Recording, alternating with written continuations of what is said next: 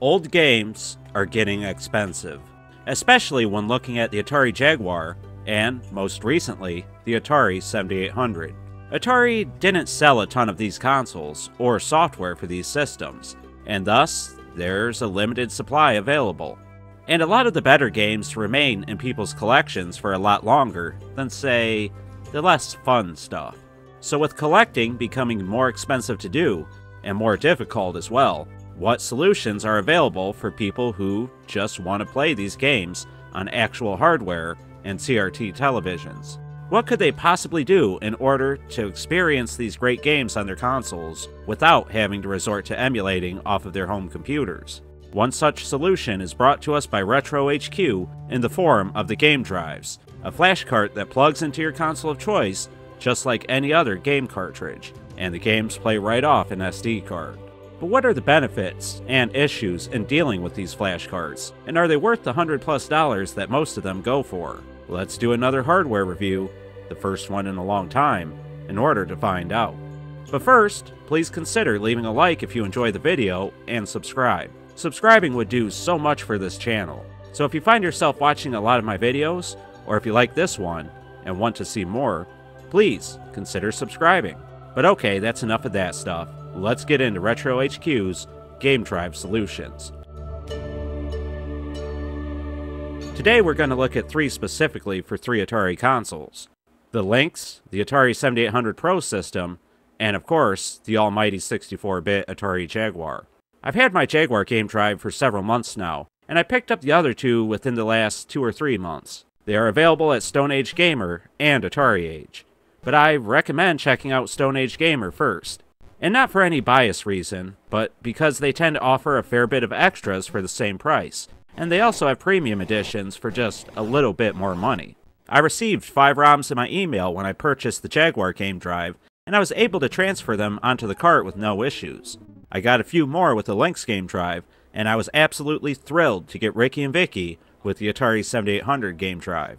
That game usually sells for $400+ on cartridge, if you want to be able to play it on the Atari 7800.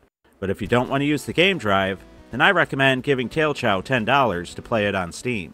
Anyway, you have some options when buying the Game Drive from Stone Age Gamer. You can buy just the drive with the free ROMs sent via email, or you can get a premium edition. The premium edition usually contains a hard plastic box that is actually really sturdy, and it's pretty nice looking too. It also includes tangible instructions and some extra stickers, etc. But the premium edition is really only worth it if you want the box, but I think most people will have the game drives in their consoles more often than not. You can also buy the micro SD card with them, but they don't come preloaded with games. You'll need to acquire the legally obtained backups of the games you already own, all by yourself. Me personally, I like to dump the games right off the cartridges, but if you're less ethical than I, and if you are, then shame on you, then you can use Google to find the games you want, or full ROM sets. And you won't need massive SD cards unless you're planning on getting a bunch of Jaguar CD games, and we'll have more on that in a minute, as most of these ROMs are fairly small in size. Once you have the SD card loaded with ROMs, which was easy to do even for a dummy like me, then you just click the SD card into the cartridge and you're good to go. You load the cartridge into the console as usual. Now, most of the cartridges work in the same exact manner, so I'm going to generalize for a bit until I come to something that was different or unique to a single flash cart. When you first load them up, you are greeted with a Retro HQ logo and given a button to hold in order to update the cartridge. This works by holding said button until a QR code is revealed, and then using your phone's camera to follow it to the appropriate website. You can then see if there is a new firmware available for your cart. This only happened to be the case for my Atari Jaguar cart, and I ended up updating for better Jaguar CD compatibility. I was having an issue where all of a sudden my Jag CD games would not load. Even after downloading and installing the firmware, well, it didn't help my issue. But again, I'll have more on that later. But updating itself was pretty intuitive and easy to do. You simply download the files, place it on the root of your SD card, and the game drive does everything else. You can also structure the game ROMs into different folders, which I personally like. Once you find the game that you're interested in playing, you just select it off the menu and off you go. Compatibility on each unit is really good. I don't think I've come across anything that wasn't compatible, but there might be some ROMs out there, especially when diving into homebrews. And speaking of that, when I was using the Concerto for the 7800, which was a previously available flash cart, there was some obscure homebrews that the Concerto just wouldn't load at all. And there was some games where the file size was just too large to load off of it. But this doesn't seem to be an issue for the game drive for the 7800. Now, Jaguar CD compatibility is a huge plus for the Jaguar game drive. Those CD units are getting really expensive and have a reputation for being, well, less than reliable. And the Jaguar CD games seem to work just like everything else. You just drag and drop them, load it into the system, and off you go. Well, sometimes the games wouldn't load past a certain menu or screen, but a simple reset usually fixed it.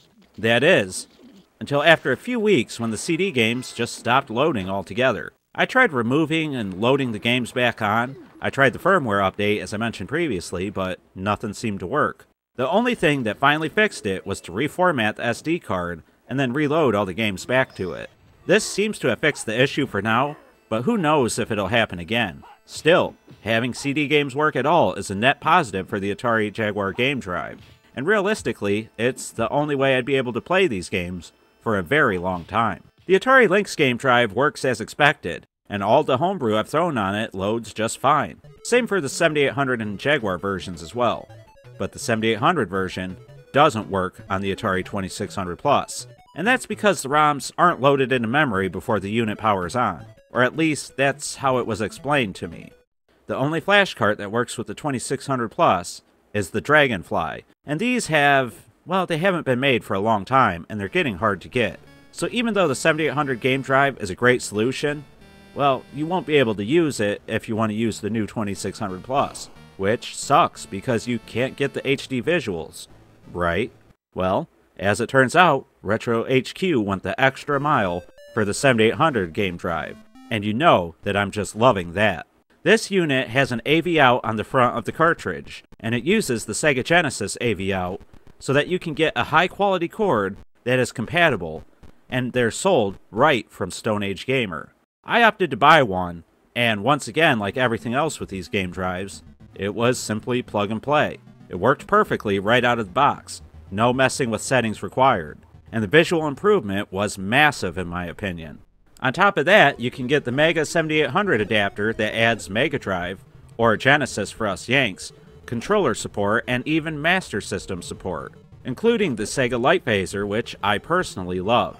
But wait, there's more, because using the combination of the game drive and the Mega 7800 adapter adds in what they call game breaks, which I believe are cheats, but who knows, as well as save states, right from your stock Atari 7800. The game drive is so much more than just a flash cart on the Atari 7800, and thanks to its release, I have to say that this is an even better option than just getting a 2600 Plus. I would recommend people to get a 7800, a 7800 game drive, and a Mega 7800 adapter and just go nuts, as it's the most efficient and cost-effective way to enjoy your 7800 games. And it works well with 2600 ROMs as well. Now all of this will probably cost you somewhere around $300 to $400 up front, compared to the 2600 Plus at about $130. But understand that you would also have to buy all the cartridges just to enjoy the 2600 Plus, and at some point, well, you're going to go well beyond the $300 to $400 you would have spent otherwise. What I'm trying to say is, you spend more up front for the game drive and a 7800, but I think overall it's a cheaper and maybe even a better experience for some. That'll be up to you to decide. Personally, I'm thrilled to have all three of these game drive units. After using the Concerto solution for so many years on the 7800, I have to say that the game drive, well, it blows it out of the water in nearly every conceivable way. And that's no slight to the Concerto, it's a perfectly fine unit, but the 7800 game drive has Poki compatibility, Yamaha audio compatibility, and it adds features to your games that you used to only get in emulation. And it even brings HD compatibility to a stock 7800. No modding required. The Jaguar game drive replaces a $1,000 peripheral in today's market, along with giving you access to really cool works in progress and homebrew games. Seriously, since I've gotten this thing, I've explored a mountain of really cool Jaguar stuff that you just can't find anymore. Only the Lynx game drive is what I would call basic, but it does what you would expect it to. It plays the entire library along with any homebrews that you can find. The Lynx game drive is also the cheapest at right around $100 plus shipping. The 7800 game drive and the Jaguar game drive are going to run you right around $180, depending on if you go premium or not. And the Mega 7800 adapter is about $15 to $20, a great value in itself. Retro HQ has gone above and beyond in making everything so easy to use that even somebody as dumb as me could use them no problem. I didn't have the issues that I seemingly always have with this stuff. It's clear that the creators of these carts know what we, the gaming enthusiasts, would want from these products. They are a bit on the premium side, sure, but I can't recommend them enough. That's why I have no hesitation in giving these a grade of recommended to all Atarians in the market for a flash cart. Heck, I'll even slap them with the Atari Network seal of approval. The only real negatives were the issues with the Jaguar CD games not loading after a while, and the fact that it's not compatible with the 2600 Plus. But the Jaguar thing could possibly be fixed in the future with a firmware update, and the 2600 Plus thing is going to be a universal issue for 90% of these flash cards. I really like these game drives from Retro HQ, and as I said, I recommend them.